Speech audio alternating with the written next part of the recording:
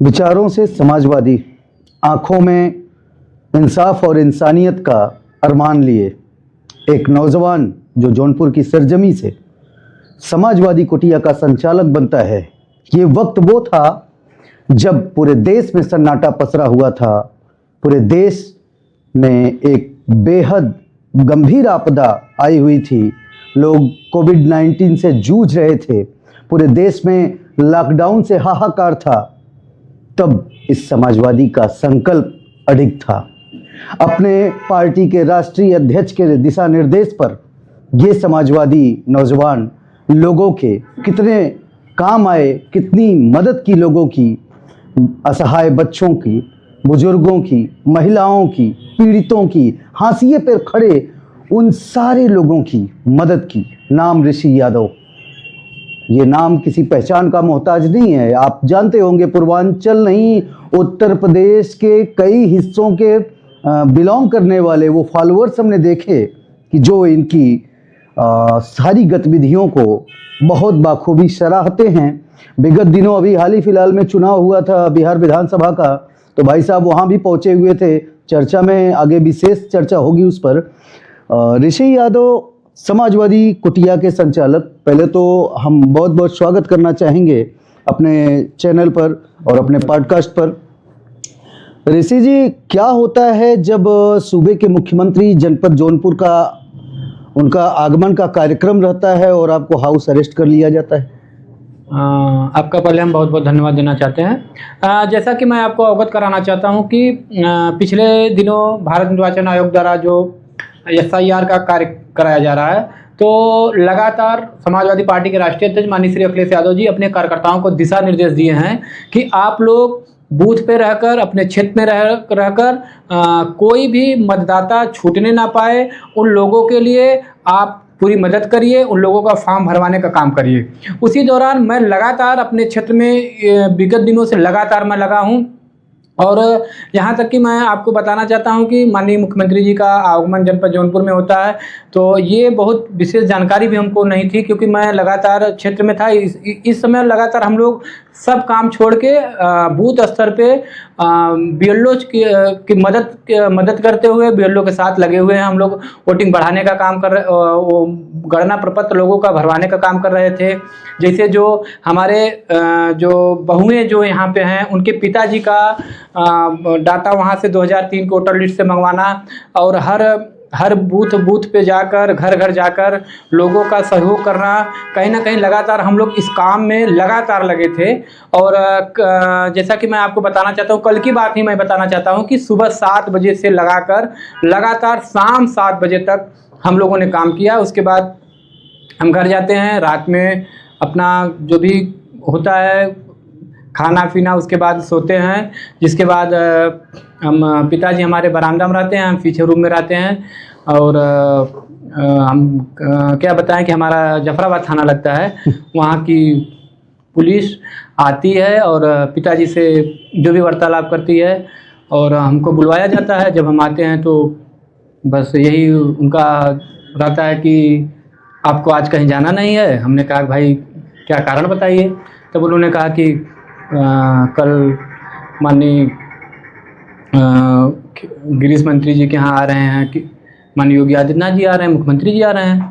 तो हमने कहा कि भाई देखिए, इस समय हमारा काम चल रहा है, लगातार SIR का काम चल रहा है और हम अधिवक्ता भी हैं और मेरा कोर्ट कचहरी भी आना जाना होता है, लेकिन इस समय मैं SIR के काम में लगा हूँ। कुछ फार्म ऐसे थे जो मैं कलेक्ट करके रखा था, तो इस चीज़ को मैं उनसे अवगत कराता हूँ। तो लेकिन वो हमारी बात को बोले कि नहीं, ऊपर से निर्देश है कि आपको कहीं जाना नहीं है। खैर, हम लोग समाजवादी हैं, हम लोग डरने वाले नहीं हैं, हम लोग झुकने वाले नहीं हैं, हम लोग सत्य से और ईमानदारी से काम करते हैं। हमारे लिए इस समय सबसे ज़्यादा ज़रूरी हमारे उत्तर प्रदेश का एक एक मतदाता है। तो हम लोग इस समय पूरा अपना समय SIR का फॉर्म, कोई भी मतदाता ना छूटने पाए, किसी का ऐसा कुछ ना हो, कोई ये व्यक्ति ना कह पाए कि हमारा सहयोग नहीं हुआ। हम अपने बूथ के PDF प्रहरी भी हैं। बूथ के अलावा भी अगल बगल के बूथों पे या तो मैं अपना मोबाइल नंबर सोशल मीडिया के माध्यम से पूरे प्रदेश के लोगों का, जहाँ से भी फ़ोन आ रहा है, हमसे जो हो रहा है हम वो मदद कर रहे हैं। क्योंकि हमारे नेता का जो दिशा निर्देश है, हम हमेशा पार्टी का जो दिशा निर्देश होता है उसके हिसाब से काम करते हैं। और भाई साहब, मैं आपको सही बताना चाहता हूँ रियल में कि आज मैं थोड़ा सा डिस्टर्ब हो गया था। डिस्टर्ब इसलिए थोड़ा सा मुझे अजीब सा लगा। अजीब सा मुझे इसलिए नहीं लगा कि मुझे हाउस अरेस्ट कर लें, 10 दिन 5 दिन रोक दे, लेकिन ये जो समय था ये मेरे लिए बहुत इंपॉर्टेंट था। मान लीजिए अभी पता चला कि डेट बढ़ गई, ठीक है, डेट बढ़ गई। यदि डेट नहीं बढ़ता तो क्या वो जो मेरे वजह से मेरे 2-4 मतदाता 6 मतदाता जो मेरे फंसे हुए फार्म थे, मान लीजिए नहीं सम्मिलित हो पाते, कुछ दिक्कत होती तो उसकी जिम्मेदारी कौन लेता? दूसरी बात है कि हम लोग जो उनकी भावनाएं हैं, जो जैसा सोचते हैं, हम तो हमेशा राजनीति इस भावना से करते हैं कि जन सेवा समाज सेवा ही सच्ची राजनीति है। हम तो हमेशा सोचते हैं कि हमारी वजह से किसी की मदद हो जाए। आपने ही बताया, आपको खुद पता है, आप कितनी बार जाके समाजवादी कुटिया का आपने वहाँ पे रिपोर्टिंग किए हैं। मैं आपको विश्वास दिलाना चाहता हूँ, जब संकट काल आता है पूरे देश में, अगर सबसे पहले कोई आगे आता है तो समाजवादी पार्टी के कार्यकर्ता आते हैं और निस्वार्थ भाव से आते हैं। और जैसा कि मैं आपको ये भी बताना चाहता हूँ कि जब आप देखें कि जब कोरोना आया था, उस समय हम लोगों ने अपने नेता के निर्देश का पालन करते हुए हमने समाजवादी कुटिया की स्थापना किया। उस समय मैं जब गांव से बल्टा का दूध लेके गांव में बांटने जाता था गरीब परिवार के बच्चों को, तो विश्वास नहीं करेंगे आप कि कई 2-4 किलोमीटर तक रोड पे आदमी नहीं दिखाई देते थे। जिन बस्तियों में मैं जाता था दूध बांट के आता था, लोग यही कहते थे कि ये पागल हो गए हैं, ये इनको कोविड हो जाएगा। बहुत सारी चीजें ऐसी होती थी, लेकिन मेरे नेता का उस समय लगातार फोन आता था। वो यही कहते थे कि अपनी सुरक्षा रखते हुए, अपने आप को सेफ रखते हुए लोगों की मदद करते रहिए। तो हमारे लिए हमारे नेता से बढ़ के हमारे जीवन में कुछ नहीं है। उनका अगर दिशा निर्देश मिल जाए, योगी जी की नहीं पुलिस, पूरे भारत देश की पुलिस मुझे नहीं रोक सकती, लेकिन उनका यह निर्देश है। 1-2 बार उन्होंने मीटिंग में भी हम लोगों को समझाए थे कि आप लोग काम ऐसा करिए, किसी इस तरह की चीजों में मत जाइए। आप लोग काम ऐसा करिए जो समाज से जुड़ा रहे, जो पार्टी हित के लिए अच्छा रहे, आपके परिवार के लिए अच्छा रहे। हम लोग हमेशा उसी लाइन पे जाते हैं जो पार्टी के लिए अच्छा हो, समाज के लिए अच्छा हो। ऐसा काम ना हो जिससे घर परिवार वालों की समस्याएं आए, दिक्कतें आए। तो हमेशा हम लोगों ने यही सीखा है अपने नेता से, हमारे नेता से हम लोग यही सीखे हैं हमेशा कि समाज के लिए अच्छा काम करें। आज इस समय हमारे लिए सबसे बड़ा मुद्दा SIR का है। हम लोगों ने सब काम छोड़ दिया है, टोटल काम छोड़ के हम लोग इस समय SIR कराने काम कर रहे हैं। इस समय मान लीजिए माननीय मुख्यमंत्री जी का जनपद जौनपुर में आगमन हुआ था। अब इन लोगों को, प्रशासन वालों को ये नहीं पता कि वो एक शोक संवेदना व्यक्त करने आए थे। जहाँ पे शोक संवेदना व्यक्त करने आए थे, मैं भी जाने वाला था, लेकिन मैं काम में बिजी था। 1-2 दिन बाद मैं जाऊँगा, आगे पीछे होता है। लेकिन जहाँ पे हमारे जनपद के सभी वरिष्ठ नेता, हमारे समाजवादी पार्टी के सभी वरिष्ठ नेता जाके शोक संवेदना व्यक्त किए। प्रशासन के लोगों को ये खुद सोचना चाहिए कि हम लोग इतना हम लोगों के पास सेंस है, दिमाग है कि कब कहाँ क्या करना है। ऋषि जी यहाँ रोकना चाहूँगा। 2025 लगभग ये अक्टूबर से नवंबर का महीना था जब आप बिहार विधानसभा चुनाव के दरमियान बिहार के कई हिस्सों में, इलाकों में देखे गए थे। सोशल मीडिया के माध्यम से हम भी देख रहे थे। कहीं ना कहीं जो अपेक्षाएं थी इंडिया अलायंस की, उस पर पानी फेरने का काम एनडीए ने किया। और जितने सीटों का दावा इंडिया के बड़े नेता धुरंधर कर रहे थे, वो सीटें क्यों नहीं आई, चूक कहाँ हो गई। और आप तो कई सारी सीटों के बारे में जानते होंगे, वहाँ के लोगों से मिले होंगे, वहाँ की सभाएं अटेंड की होंगे। ऐसा क्या हुआ कि वो सब समीकरण धराशाही हो गया जिसकी उम्मीद इंडिया गठबंधन और उसके वोटर, उसके कार्यकर्ता, उसके कैडर लगाए हुए थे? आपने बहुत अच्छा सवाल किया और इस सवाल पे हम आपको बहुत जो भी चीज़ें थी, मैंने 10 से 15 दिन जो मैंने वहाँ पे रह के देखा, जो चीज़ें मैंने वहाँ से सीखा, जो मैंने वहाँ से अनुभव लिया। हम उत्तर प्रदेश के रहने वाले हैं, लेकिन हम बिहार के चुनाव में गए थे। तो देखिए, कार्य करने की दोनों जगह की अलग अलग अपनी क्राइटेरिया है, लोगों का कार्य करने का अलग अलग अपना विचार है। लेकिन मैं आपको यह कह सकता हूं कि बिहार और चुनाव और यूपी के चुनाव में जमीन आसमान का फर्क होता है। ये मैं आपको दावे के साथ कह सकता हूँ। कुछ लोगों ने कहा कि बिहार में ये हो गया तो यूपी में ये हो जाएगा, तो मैं आपको स्पष्ट कर देना चाहता हूँ। मैं आपको बस यही मैं छोटी सी बात बताना चाहता हूँ आपके माध्यम से, अगर कुछ लोग सुनेंगे तो मैं वो भी बताना चाहता हूँ कि मैं समाजवादी पार्टी का एक छोटा सा कार्यकर्ता हूँ। माननीय राष्ट्रीय अध्यक्ष जी का दिशा निर्देश आया SIR पे वर्क करना है, हम लोगों ने दिन रात एक करके पूरा अपना काम कंप्लीट किए। अगर कोई कह नहीं सकता कि हम लोग शासन प्रशासन कितना भी चाह ले, अगर आपका बूथ का कार्यकर्ता समर्पित है पार्टी के लिए, कार्य करने के लिए समर्पित है, किसी की दम नहीं है कि एक वोट कटवा ले, एक वोट के साथ हम लोग संघर्ष कर रहे हैं, मेहनत कर रहे हैं। और बिहार चुनाव में SIR यही हुआ था। आज हम आपको बताना चाहते हैं कितनी समस्याएं होती हैं। आप बताइए, जैसे एक आपके गांव के में एक बहू है, ठीक, एक बहू के उसके पिता का डाटा लेना, उनके फोन करिए, उतना लोग अभी जागरूक भी नहीं हो पाए थे। ठीक, हमारे पास समय है, लोगों के अंदर ये भावना है कि अभी यूपी में चुनाव 2027 में होगा, लेकिन बिहार का जो SIR हुआ था वो बहुत समय कम था, अचानक अनाउंस हुआ। उसके बाद बहुत सी ऐसी चीजें थी, जो लोग सक्रिय थे। देखिए दूसरी बात, शासन प्रशासन वो सरकार के पक्ष का काम करता है, यहाँ का भी शासन प्रशासन सत्ता के पक्ष का काम करता है, लेकिन यहाँ के जो कार्यकर्ता हैं लड़ाकू हैं, वो अपने नेता के लिए समर्पित रहते हैं, यहाँ के कार्यकर्ता। और दूसरी बात, चुनाव के दौरान हम पहले सुनते थे जब छोटे छोटे थे, जिससे जो हम लोगों के अपने जो भी सरकारें रहती थी, हम लोग ये सुनते थे कि भैया आचार संहिता लग जाए, जोन जोन योजना सरकार के देवे को फटाफट 6 महीना पहले दे ले, कर लीजिए, यही होता था। हाँ। हम लोगों के अंदर एक भावनाएं होती थी, जिससे जो मैं अपनी फीलिंग बता रहा हूं, जो परियोजनाएं हैं उसको कंप्लीट करिए, जल्दी जल्दी करा, नहीं आचार संहिता लग जाए, सरकार की योजना बंद हो जाए, सब कुछ रुक जाएगा। कहने वाले ने बताया, लोगों ने बताया कि चुनाव के दौरान खाते में 10-10 हजार रुपए भेजा गया। और ये जो वहाँ की जमीनी हकीकत है, और वहाँ की जो महिलाएं थी, ठीक, जो महिलाएं थी उनको 10-10 हजार रुपए दिया गया। और वहां पे मैंने देखा, देखिए उत्तर प्रदेश के अलावा, उत्तर प्रदेश में ठीक है, लेकिन बिहार में गरीबी ज्यादा है उत्तर प्रदेश की अपेक्षा। तो कहीं ना कहीं जो 10 हजार रुपए मिला, और वहाँ के जो बीजेपी के जो कार्यकर्ता लोग, महिलाएं जो थी, वो ये प्रचार करती थी कि बहनी हो तोहरे खतम 10 हजार गए बा, फिर 1,90,000 आ जाए, चुनाव जीतते मान। तो कहीं ना कहीं वहां पे ये गरीबी थी कि लोगों के अंदर एक भावनाएं थी कि भैया अगर हमारे खाते में 10 हजार आया है तो हमको 1,90,000 और हमको मिलेगा। जब 1,90,000 हमको और मिलेगा, इस चीज से भी एक माहौल बनाया गया, इस चीज का वो लोग फायदा पाए, झूठ बोल के पाए या भेज के पाए, जो भी पाए, वो बोले कि लोग वादा करते हैं लीजिए मैं भेज दिया। तो कहीं ना कहीं लोग ये चीज समझने में उन लोगों को थोड़ा दिक्कतें हुई। दूसरी बात, वहाँ के उत्तर बिहार का चुनाव ऐसा था कि केंद्र की सरकार उससे गिर जाती। अगर वो जानते थे कि वो सत्ता में नहीं आते तो चाचा जी कभी इधर पलटी कभी उधर पलटी मार जाते। अगर चाचा जी पलटी मारते तो केंद्र की सरकार गिर जाती।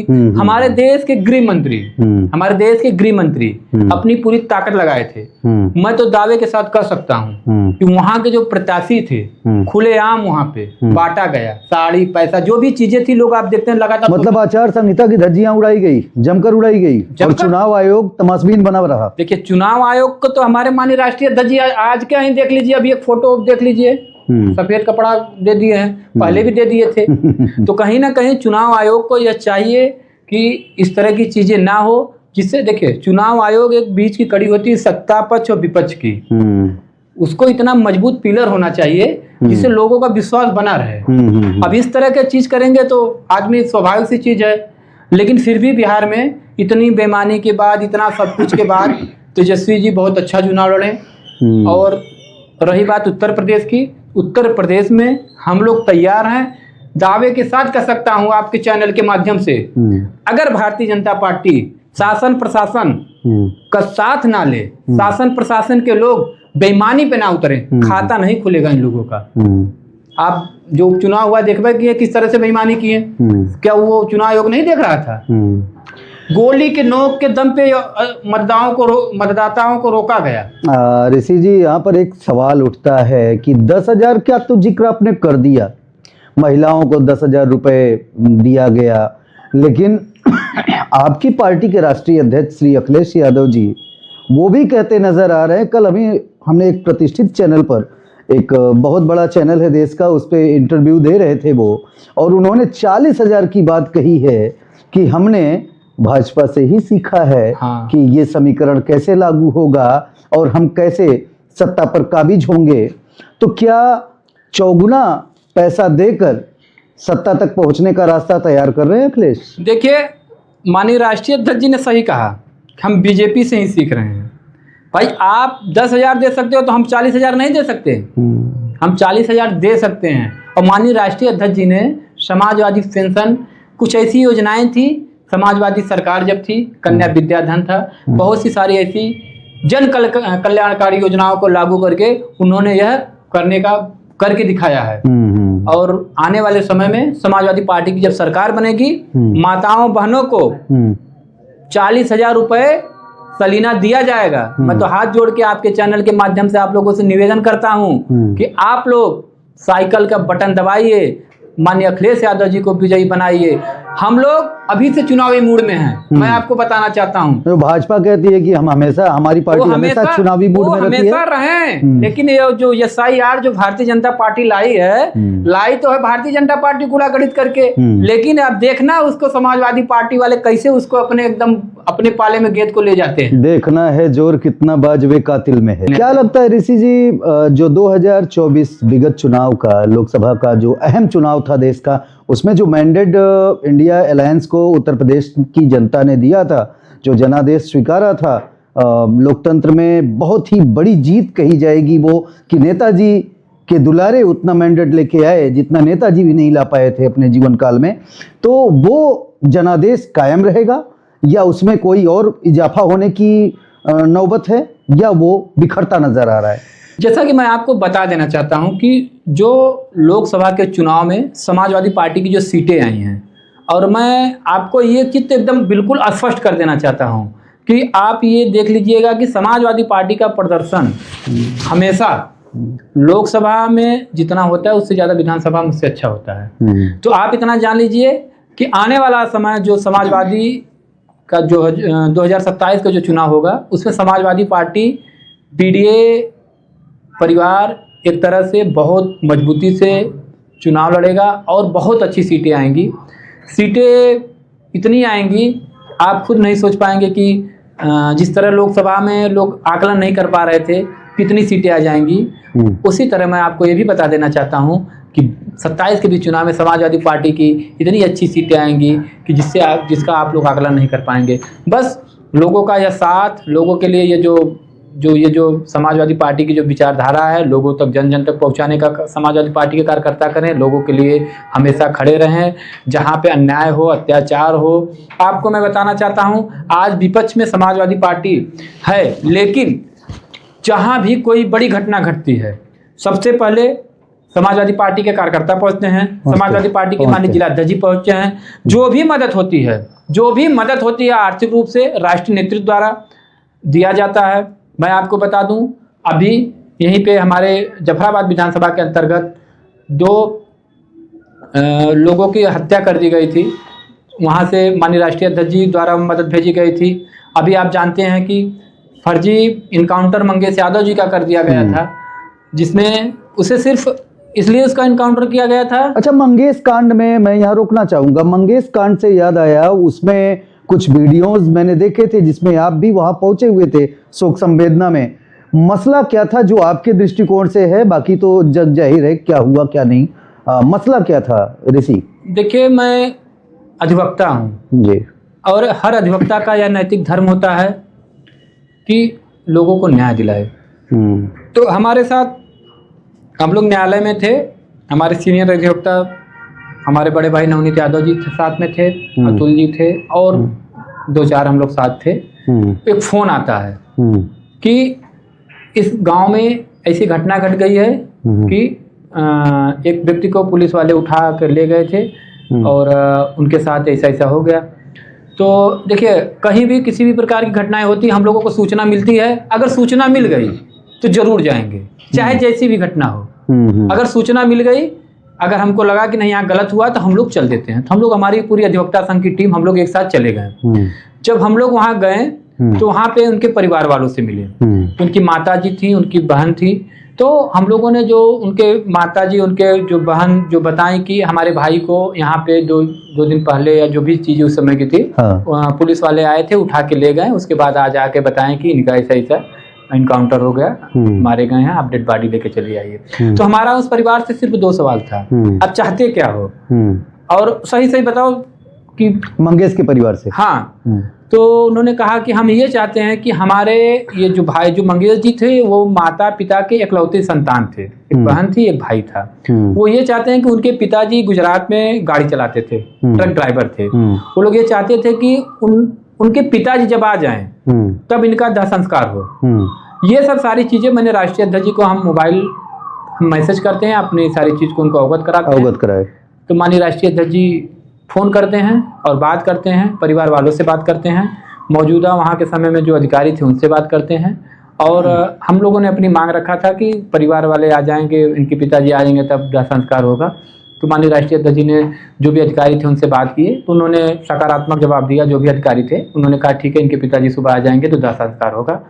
उसके बाद यही सब सारी चीज़ें हुई और उस केस को भी हम लोग देख रहे हैं, हमारे सीनियर अधिवक्ता हम लोग हैं, और लगातार उस पीड़ित परिवार के साथ हम परिवार की तरह हैं, कंधा से कंधा मिला के आजीवन रहेंगे। जो भी मेरे मुझसे जो भी हो सकेगा बन सकेगा उस परिवार के लिए। ऋषि, राष्ट्रीय अध्यक्ष जी का जब आपने जिक्र किया है, तो जिसको अभी विगत दिनों सजातीय के क्रम में लगाकर बातें की जा रही थी, उसी बिरादरी उसी जाति विशेष की हम बात करेंगे वहाँ के समाज में। और जो सवर्ण लॉबी में मोर देन ये बातें आती हैं कि अखिलेश यादव, जब किसी यादव के साथ घटना होती है तो उनके आंखों में आंसू, उनके चेक पर 2 लाख की धनराशि ये आ जाती है, लेकिन किसी अति पिछड़े के साथ, किसी कमज़ोर सवर्ण के साथ या किसी हाशिए पर खड़े दलित के साथ जब कोई घटना घटित होती है,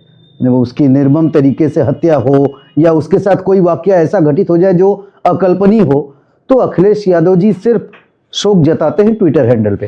ये बातें होती है, क्या कहना चाहेंगे? शायद पता नहीं है, मुझे लगता है कि आप पत्रकार महोदय जिले से बाहर रहते हैं। अच्छा। हम किसी दूसरे जिले की बात नहीं करते, हम जनपद जौनपुर की आपकी बात कर लेते हैं उठा के। नहीं, मंगेश जौनपुर के नहीं थे, इसके लिए मैंने कहा। मंगेश जनपद जौनपुर के थे, शायद ये आपको पता नहीं है। नहीं, सुल्तानपुर का जिक्र आ रहा था, उनका इनकाउंटर हुआ था। अच्छा, जनपद जौनपुर अगरौरा गांव के रहने वाले। अगरौरा, ठीक है। और दूसरी बात मैं आपको, ये बॉर्डर इलाका है? नहीं, बॉर्डर इलाका नहीं है, बदलापुर विधानसभा, बदलापुर के बॉर्डर पे है ये। तो सुल्तानपुर की लूटकांड से इनका संबंध बताया जा रहा था। हाँ, सुल्तानपुर में जो घटना घटी थी उससे इनको जोड़ा गया था। अच्छा। हाँ। क्या उस घटना की जांच पूरी हो गई? पूरे, मैं तो दावे के साथ कह सकता हूँ, पूरे उत्तर प्रदेश में जो भी घटनाएं हो रही हैं पीड़ित परिवार के साथ, पीडीए परिवार के साथ, सवर्ण समाज के गरीब लोगों के साथ, जो भी घटनाएं हो रही हैं, कहीं ना कहीं अगर सबसे पहले अगर जो भी पीड़ित परिवार रहता है उसकी मदद के लिए कोई आगे जाता है तो समाजवादी पार्टी के लोग जाते हैं। समाजवादी पार्टी के राष्ट्रीय अध्यक्ष माननीय श्री अखिलेश यादव जी मदद भिजवाते हैं। आप देख लीजिए, आगरा से लगा के आज जनपद जौनपुर की लिस्ट निकाल लीजिएगा, हमें लगता है कि कई लाख रुपए तो जनपद जौनपुर में माननीय राष्ट्रीय अध्यक्ष जी दे चुके हैं, हर समाज के लोगों को दिए हैं। और रही बात मंगेश यादव, अरे ऋषि भाई, आप तो हम पर खामुखा आग बबूला हो रहे हैं। मैंने उन लोगों की बातें कही जो लोग अक्सर ये चर्चाओं को हवा देते हैं कि इस तरीके से ये मेंटोलिटी के हैं अखिलेश यादव कि जब यादव के साथ कोई अनहोनी होती है तो उनके चेक पर अमाउंट आ जाता है, उनकी आंखों में आंसू होता है, उनका दिल पसीज जाता है। लेकिन जब किसी अति पिछड़े, किसी गरीब सवर्ण, किसी हाशिए पर खड़े दलित के साथ कोई अनहोनी होती है तो सिर्फ उनके पास एक ट्विटर हैंडल पर आधिकारिक पुष्टि के अलावा, शोक संवेदना के अलावा कुछ नहीं होता। ये मैं उन लोगों की बात कर रहा हूँ, न कि ये हमारे मन की बात नहीं। उन लोगों की बात की मैं जवाब दे रहा हूँ। आप मोहम्मदपुर कांड चलिएगा हमारे साथ। एक घर पे 2 लोगों की हत्या हो गई थी, पिता और पुत्र की। ये मोहम्मदपुर कांड है, आप चल के देख लीजिएगा। माननीय राष्ट्रीय अध्यक्ष जी 2 लाख रुपए की मदद भिजवाए थे। आप जनपद जौनपुर में ऐसी बहुत से ऐसे लोग हैं, ऐसा परिवार है जिसे समाजवादी पार्टी के लोगों ने मदद किया, समाजवादी पार्टी के द्वारा मदद किया गया। सुन लीजिए, बहुत जिम्मेदारी के साथ कर रहे हैं। समाजवादी पार्टी के बहुत ही जुझारू नेता हैं, अब तो कार्यकर्ता नहीं रहे, क्योंकि जो राष्ट्रीय अध्यक्ष का प्यारा है, दुलारा है, वो अब कार्यकर्ता की हैसियत में नहीं, वो नेता और लड़ाके के हैसियत में है। बहुत जिम्मेदारी पूर्वक कर रहे हैं। ये आरोप, ये तल्ख टिप्पणियां आप लोगों की थी। अगर हमारी बात आप तक पहुंच रही हो तो समाजवादी कुटिया के संचालक क्या कहते हैं, इसको भी गौर से सुन लीजिएगा। पूरे प्रदेश में वर्तमान की सरकार जितना भ्रष्टाचार में लिप्त है, जितना पीड़ित पीड़ित परिवार के ऊपर अत्याचार हो रहा है, अभी तक किसी सरकार में इस तरह की चीज़ें नहीं हुई थी। और मैं तो आपसे कहना चाहता हूं कि जिस हिसाब से इस समय एकदम गरीब परिवार, जो दुखी लोग हैं, कितने परेशान हैं, आज बताइए नौकरी के नाम पे कुछ नहीं है, आप बताइए रोजगार के नाम पे कुछ नहीं है, आप बताइए शिक्षा के नाम पे कुछ नहीं है, फीस इतनी महंगी हो गई है कॉलेजों की, विद्यालयों की। आप बताइए जो दलित पिछड़े लोग हैं आज पढ़ाई से वंचित हो रहे हैं। और मैं आपको बताना चाहता हूँ, जो लोग भी आपसे इस तरह की सवाल करते हैं, आप उनको ये नहीं पता कि कौन कहाँ से कैसे मदद करता है। अगर उनके आँख में अगर आप जाति चश्मा लगा के देखेंगे, आपने कहा कि मंगेश यादव, अरे मंगेश यादव के लिए इसलिए लड़ाई लड़ी गई, आपने देखा कि उसे सिर्फ यादव के नाम पे मारा गया, इसलिए वो लोग इस चीज को छुपाना चाहते हैं। समझ रहे हैं ना? तो समाजवादी पार्टी हर समाज की लड़ाई लड़ रही है, ऐसा नहीं है अगड़े की भी लड़ाई समाजवादी पार्टी लड़ रही है। अभी आपको पता होगा बनारस वाले मिश्रा जी का, बनारस वाले मिश्रा जी से लगा के बहुत से ऐसे लोग हैं जिनकी मदद समाजवादी पार्टी ने किया है। ऐसा नहीं है। समाजवादी पार्टी एक ऐसी पार्टी है जिसमें सभी जात, सभी धर्म, सभी समाज के लोगों का सम्मान है, सभी लोग मिलजुल के चलते हैं। तो इसलिए समाजवादी पार्टी का आप लोग ऋषि भाई, सवालों के क्रम में आगे बढ़ते हैं और एक पायदान आगे बढ़ा जाए कि बहुत समय हो गया, एक दशक बीतने को है और समाजवादी पार्टी अपने काम की बदौलत आज भी सत्ता में आने का दम कसती है। लिहाजा 4 चुनाव बीत गए, 2 लोकसभा 2 विधानसभा, लेकिन प्रयास असफल रहा, बढ़त जरूर मिली। इस बार के चुनाव में आगामी, अभी तो 1 साल का वक्त है, क्या लगता है कि मतलब सुभाषपा और सपा ने जो गुल खिलाया था वो कारवां आगे रफ्तार पकड़ेगा या फिर वह स्थिर होगा? जैसा कि मैं आपको बता देना चाहता हूं कि पिछले लोकसभा के चुनाव में सुभाषपा समाजवादी पार्टी के साथ नहीं थी, ठीक है। उसके बाद भी आप उठा के देख लीजिए, विधानसभा की बात कर रहा हूँ। विधानसभा की आप बात कर रहे हैं, लेकिन इस समय वो हमारे साथ नहीं है। हाँ। और तमाम जो पिछला चुनाव था लोकसभा का, उसमें भी हमारे साथ नहीं थे। तो कहीं ना कहीं ये चुनाव जनता लड़ रही है, ये चुनाव पूरे उत्तर प्रदेश का चुनाव जनता लड़ रही है। और समाजवादी पार्टी का एक एक कार्यकर्ता जनता के बीच में, जनता के सुख दुख में, जनता के हर मुद्दे के साथ लड़ाई लड़ने के लिए, जनता की जो भी समस्याएं हैं उसका निराकरण करने के लिए आज समाजवादी पार्टी का एक एक कार्यकर्ता लगा है।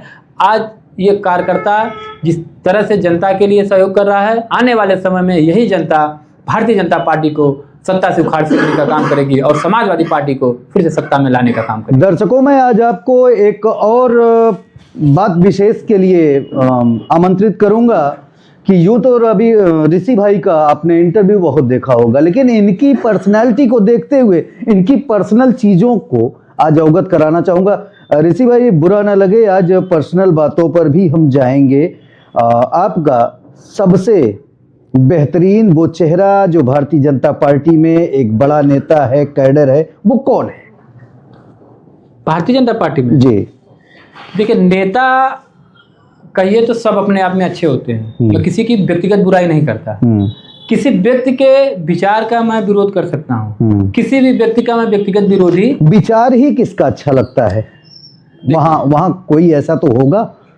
एनडीए, चलिए ठीक है, नहीं बीजेपी तो एनडीए में ही बता दी। देखिए, अगर नेता कोई अच्छा था तो भारतीय जनता पार्टी में अटल बिहारी वाजपेयी थे। वो तो दिवंगत हो गए, युग पुरुष थे, सत उनके बाद कोई ऐसा दिखा नहीं उनकी तरह, इसलिए मैं किसी को कह नहीं सकता। उनके विचार मुझे अच्छे थे। वर्तमान के हालात में कोई भी राजनेता एनडीए भाजपा में आपको उस कैटेगरी का नहीं दिखता?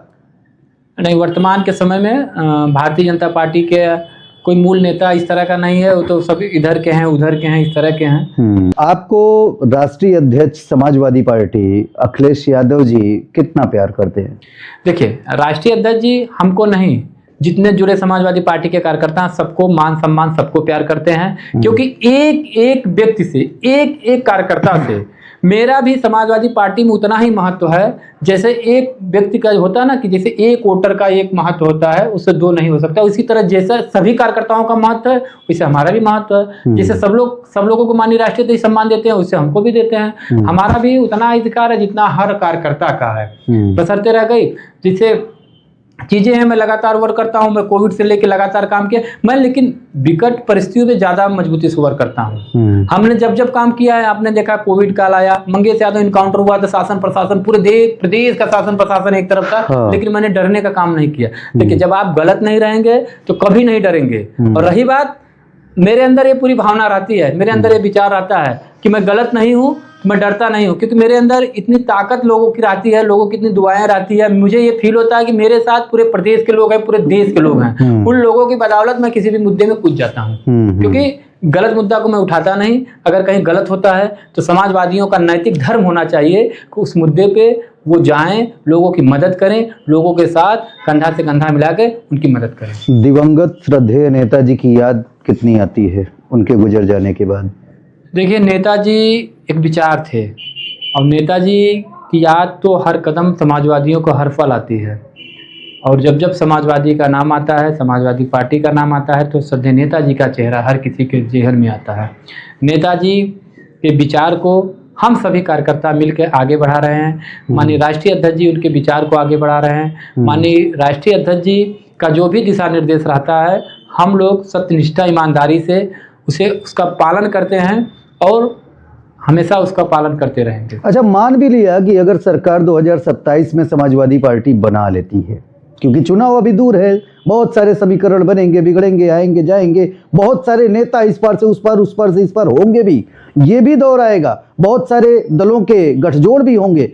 अगर इन सारी चीज़ों को पार करते हुए, चीरते हुए, सारे व्यवधानों को निगलते हुए अगर समाजवादी पार्टी सरकार बनाने में कामयाब रही, तो वो कौन सा परिवर्तन जिसकी आस उम्मीद में हर समाजवादी युवा जी रहा है, वो कौन सा समाजवादी क्रांतिकारी परिवर्तन देखने को मिलेगा?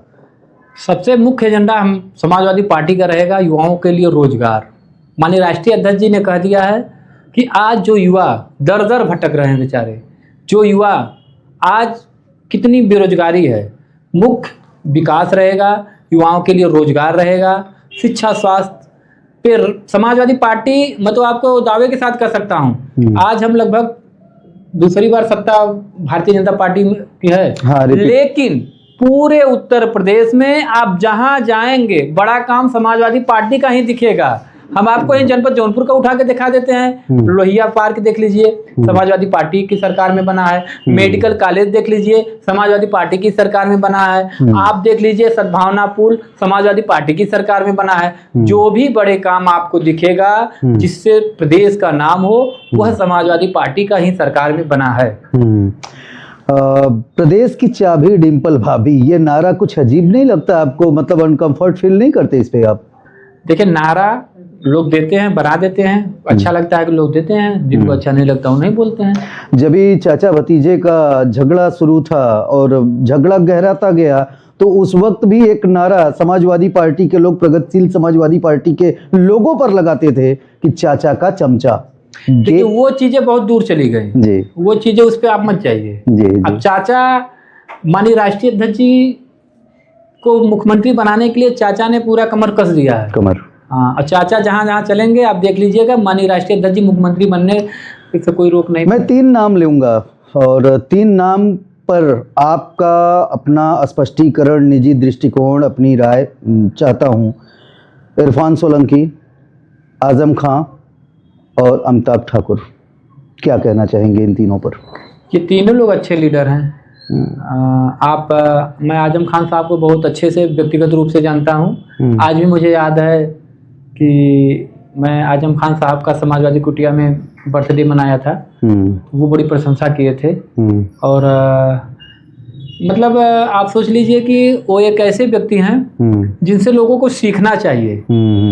लोगों के अंदर एक भाव होना चाहिए कि आदमी इतना सब कुछ उनके साथ किया गया लेकिन व्यक्ति टूटे नहीं, तो झुके भी नहीं, तो लोगों को वो सीखना चाहिए। वो नेताजी को एक इंटरव्यू देख रहा था और वो काफ़ी मर्माहत भी हुआ मैं देखकर। मैं चोर हूँ, मैंने डकैती की है, मैं तो मुर्गी चोर हूँ, मेरी क्या हैसियत है, तमाम प्रकार की बातें कह रहे थे। बहुत दुखी थे और फपक कर रो भी पड़े थे इंटरव्यू के दौरान।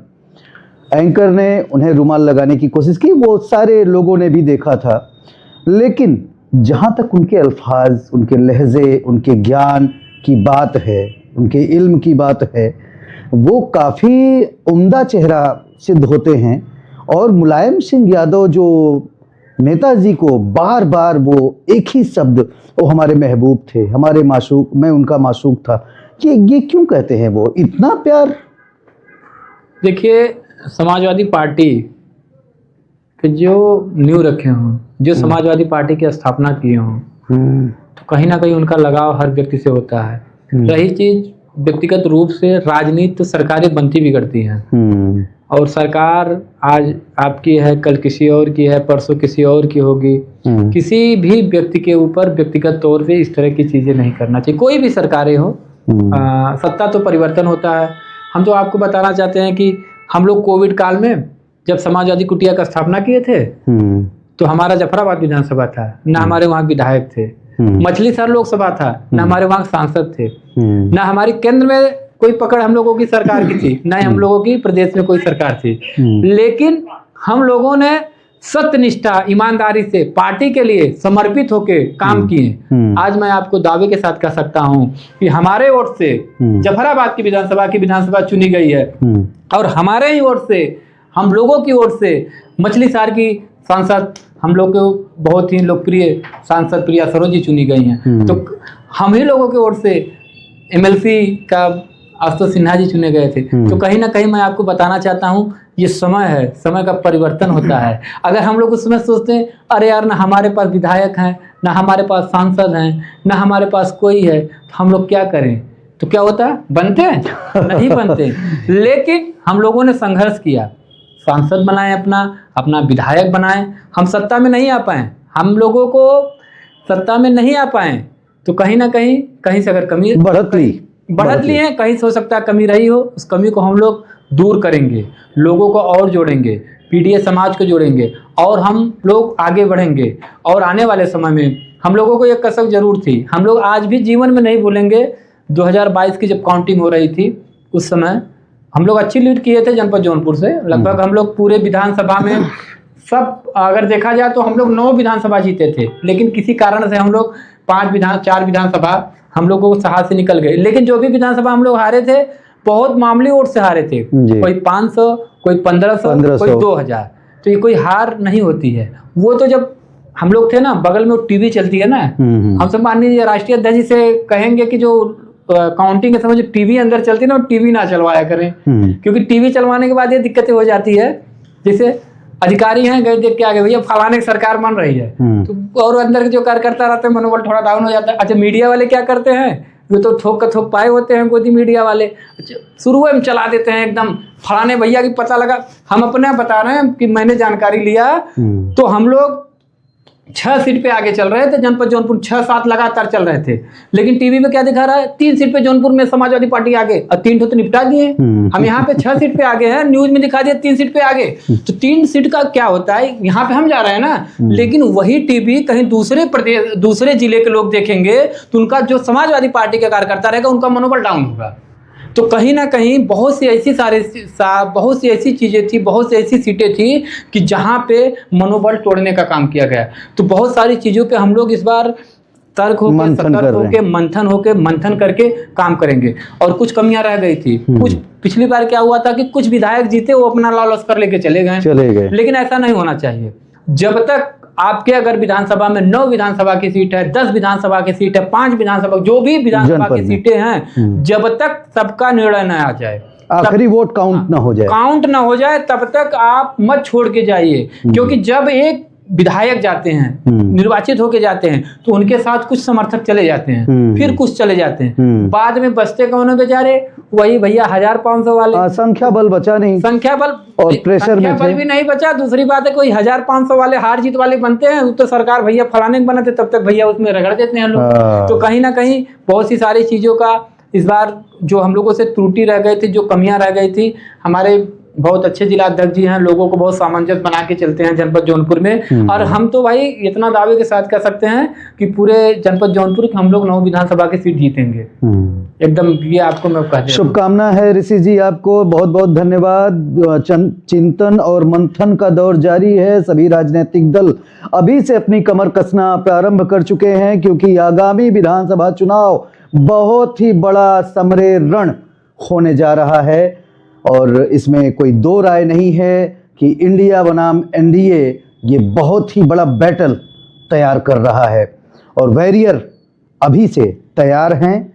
ऐसे में क्या कुछ निर्णय आएगा, आने वाले दिनों में क्या समीकरण बनेंगे, ये सबके सामने रहेगा, क्योंकि आज जमाना जागरूकता का है। सोशल मीडिया के माध्यम से कोई भी हैरत अंगेज काम वारदात होती है तो वो आप तक पहुंची जाती है। ये हमारे साथ थे ऋषि यादव, संचालक समाजवादी कुटिया, समाजवादी पार्टी के नेता जनपद जौनपुर से। इनकी ख्याति बहुत दूर तक है। आपका बहुत बहुत धन्यवाद, आपका चैनल का बहुत बहुत धन्यवाद। हम सभी साथियों से निवेदन करेंगे, भाई के चैनल को आप लोग सब्सक्राइब करिए, शेयर करिए, क्योंकि इन्हीं लोगों के हाथ में अब बागडोर बची है। क्योंकि बड़े चैनल वाले बड़ा पैक लेके चले जाएंगे, हम लोग छोटे दल के लोग हैं, तो भाई के साथ मिल के हम लोग काम करेंगे। भाई के चैनल को आप लोग आगे बढ़ाए, क्योंकि आने वाले समय में चुनाव है और चुनाव में हम लोग चाहेंगे कि भाई के ज़्यादा से ज़्यादा सब्सक्राइबर रहें, ज़्यादा से ज़्यादा लोग के पास ये वीडियो जाए। आप सबका बहुत बहुत धन्यवाद। जय हिंद, जय भारत, जय समाजवाद। धन्यवाद।